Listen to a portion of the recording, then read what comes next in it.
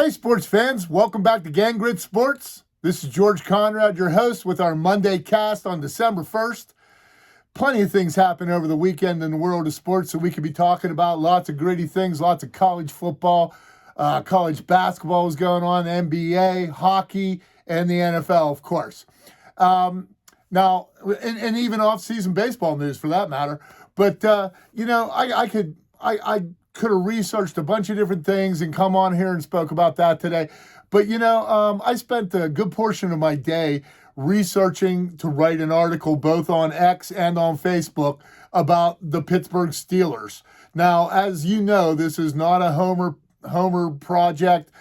This is not a Steeler project or a Pittsburgh project by any stretch of the imagination. I am a Pirates fan. As far as football goes, I like who I like. I mean, honestly, I'm mostly rooting for the teams that have my fantasy football players on them. Go Trev tonight. Anyhow, my point being, I wrote an article about the Steelers because after they lost to the Bills yesterday, the interviews, T.J. Watt was just dumbfounded as to how they couldn't stop the same play. The Bills kept running the same play over and over and over again. I'm sure many of you saw that soundbite. Cam Hayward was on there, and of course Cam was talking about something different. He wasn't too happy with Mr. Josh Allen. But Mike Tomlin was asked about the fans chanting for his firing, and he said, I'm right there with him. I'm very frustrated with everything that's going on. Of course, I'm paraphrasing. Now, Aaron Rodgers, he had a different take. Aaron Rodgers has been a little controversial of late, last few years anyways. I'm sure some people would say he's always been a little bit of a weirdo. I never thought so. I always liked Aaron Rodgers. I love his game. I like his attitude. He's my kind of guy. He's a gritty guy. I'm not trying to overdo the whole grit thing, but, that's what it's all about with me. And I've always liked Rodgers because of that. But Aaron Rodgers, the reporters tried to bait him into saying something derogatory about the coaching staff. He kind of backed off of it. Then he mentioned that, to improve the passing game, perhaps all the players should show up to film study so that they're all on the same page when it comes to route adjustments. Now, I took that as being that even though he defended the coaching staff, I took that second statement as kind of an indication that there has at least been somewhat of a little bit of a loss of control in the locker room. Quite frankly, if I'm a coach and I have players who aren't showing up for film study, any type of practice, without an injury excuse, oh my gosh, I'm a reasonable person. I'd even let them miss practice to go watch their kid at a spelling bee, if that's what's necessary. But they're going to make up that time. My whole point was that if there are players going out in the field that aren't prepared, that falls back on the coaching staff. Now, I wrote a whole article about that. I followed it up with a couple of comments. One of the comments was pertaining to George Pickens. And in that comment, I mentioned the fact that although I still don't love the behavior on the field with Pickens, quite frankly, a lot of the wide receivers in the NFL act like prima donnas, and Pickens is no exception. In Pittsburgh, it became a problem. It to the detriment of the team, which is why they ended up trading him to Dallas. Now, let's go one step further. I mentioned in this comment that perhaps if Tomlin took a step back, stopped trying to be everybody's best friends, and disciplined players for not being prepared, maybe they can even salvage this season. But certainly in the past, maybe it would have salvaged George Pickens' career in Pittsburgh. The guy has 73 catches, 1,146 yards, and 8 touchdowns. I think that's exactly right. I'm pretty close anyways. That's production the Steelers could sure use. Now, again, this isn't all about the Steelers. But what this led me to was what I want to speak about today, because once I posted that comment, there was an account on X. I don't know who it was, not important, but George Pickens Fan Club was basically the name of it, had some numbers in there and such. So I'm not outing anybody, but made a comment to my comment telling me I was unrealistic, so forth and so on, and it wasn't all George Pickens' fault. I had to go in there and kindly, very kindly, and professionally let them know you must not have read the whole comment because this was about Tomlin. It wasn't about Pickens so much, but, Pickens is a prima donna. If you don't like it, you can lump it. That's what we used to say back in the day. Speaking of back in the day, that's the point of what I want to talk about. Just needed all that preamble to get to it. But here's the thing. Social media has caused, in my opinion, it has caused a breakdown in communication with people. Something that should enhance communication has caused issues. And we're not just talking about sports. Of course, we're talking about politics. We're talking about music, movies, how you raise your kids, how you bake your sourdough bread. It doesn't matter. If you post something on social media, somebody's coming at you. And that started making me think about, back when I was a kid. And, we would go different places. We didn't have all the home entertainment that we do now. Thank you very much, God. And we had to go and find our fun times elsewhere. We used to go up to Prince Gallitzin State Park, up in Cambria County, when I was a kid. Drive up from Altoona. Nice lake, lots of places to play, lots of places to play ball, big fields. You could fish, you could swim, you could hike, lots of good stuff, right? Of course, we're going to meet kids up there. My dad and mom, they got divorced when I was young. My dad moved to Jersey.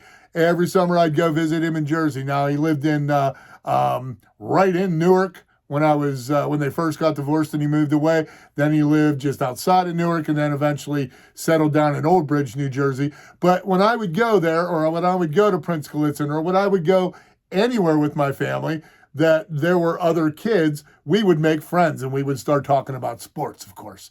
And, and the thing is, I can remember, a little kid would say, hey, I'm a Reds fan. And I'd say, man, that's great. Johnny Bench. I love Johnny Bench. Or I would hear, I'm a Knicks fan. Clyde Frazier.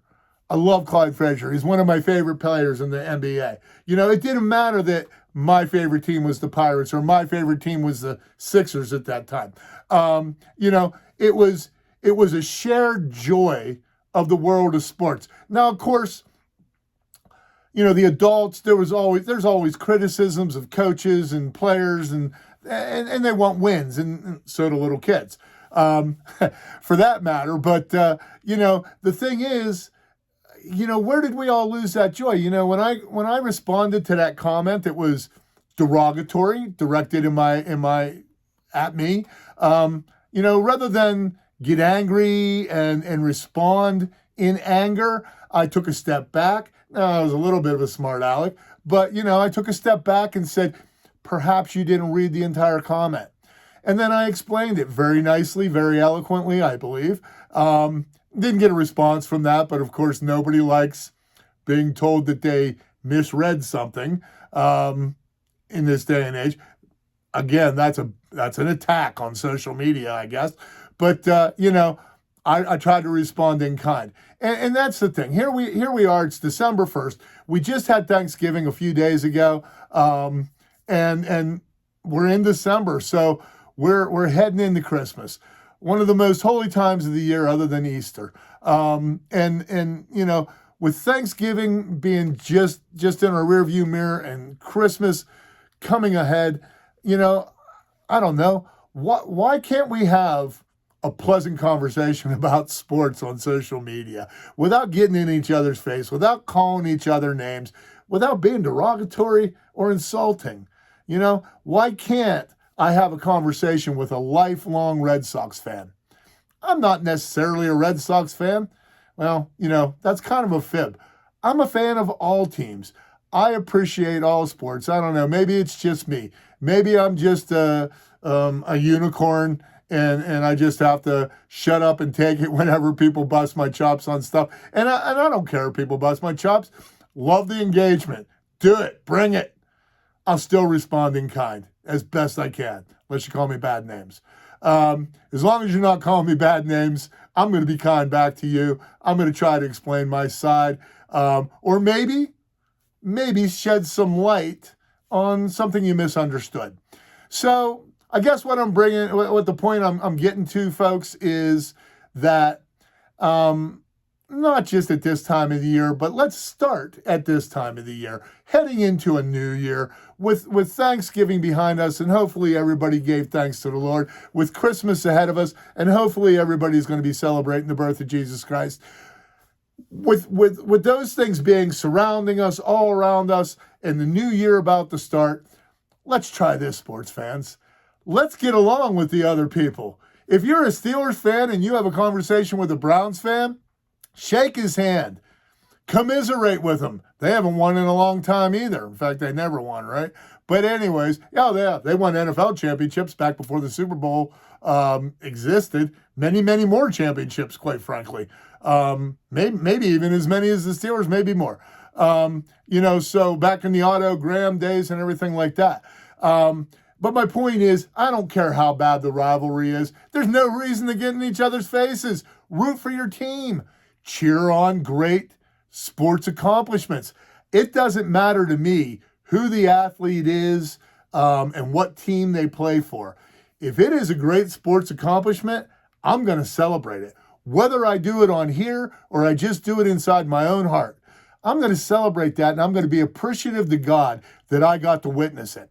So, folks, that's all we're saying here at Gang Grit Sports. We want to be gritty. We want to be hard-nosed, right? Head first. It's the kind of sports I like. But we also want to be good sports. We also want to get along with people. And we also want to celebrate all sports accomplishments, especially the gritty ones. Folks, I'm George Conrad, and that's our cast for Monday, December 1st. I hope you come back and watch us soon. I hope you stick with us. Please go to X at Gang Grit Sports. Please go to Facebook and just type in Gang Grit Sports and look up the article that I wrote today. I think you're going to enjoy it. It's the best one that I've written since I started this project. I really enjoyed it myself. I not only enjoyed writing it, I enjoyed reading it. So, folks, come on back next Monday for our Monday cast, and be looking for Eddie and George Present the Memory Yard, where legends never die. We're going to be getting together sometime this month live over at Mike's Court. Hopefully we're going to get a crowd this time and just have a whole lot of fun. But until then, I love you. I appreciate you. Thank you so much for joining us, and I'll see you